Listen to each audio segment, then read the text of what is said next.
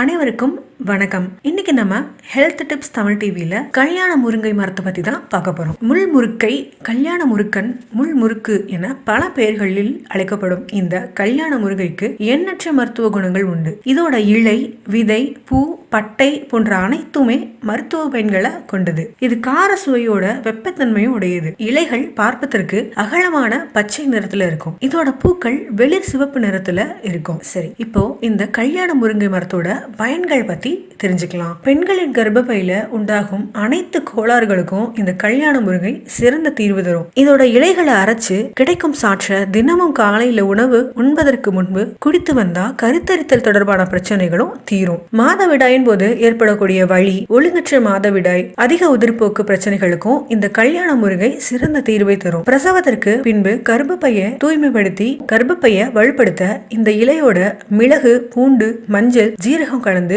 கொதிக்க வைத்து வடிகட்டி தொடர்ந்து ஒரு 4 வாரம் குடித்து வர கர்ப்பப்பை வலிமையடையும். இந்த கல்யாண முருங்கை இலைய வெங்காயம், தேங்காய், நெய் சேர்த்து வதக்கி சாப்பிட்டு வந்தால் தாய்ப்பால் சுரப்பும் அதிகரிக்கும். இதனாலதான் இந்த கல்யாண முருங்கை மரத்தை பெண்களுக்கான மரம் என சொல்லுவாங்க. அது மட்டும் இல்லாம இந்த இலைய சிறிது மஞ்சள் சேர்த்து அரைத்து உடலில் பூசி உலர்ந்த பிறகு வெதுவெதுப்பான நீர்ல கழுவி வரும்போது சரும நோய்களும் நீங்கும். குழந்தைகளுக்கு வயிற்றில் இருக்கும் பூச்சிகளை வெளியேற்ற மாதம் ஒரு முறை மருந்தாக இந்த கல்யாண முருங்கை இலை சாற்ற 10 மில்லி அளவு எடுத்து வெதுவெதுப்பான நீர்ல 1/4 டம்ளர் கலக்கி அதோட தேன் சேர்த்து குழந்தைகளுக்கு கொடுத்து வரலாம். இந்த கல்யாண முருங்கை இலைய சூப்பா செஞ்சு சாப்பிடலாம், அடையாகவும் தட்டி சாப்பிடலாம், இல்ல வாழைப்பூ மாதிரி வடையாகவும் நீங்க தயாரிச்சு சாப்பிடலாம். ஏன்னா நண்பர்களே, இன்னைக்கு நம்ம இந்த கல்யாண முருங்கை மரத்தை பற்றி சில தகவல்களை தெரிஞ்சிட்டோம். இத நீங்களும் பயன்படுத்தி உங்களுடைய பயனை நீங்க அறுவடை செய்யுங்க. நன்றி. வாழ்க வளமுடன்.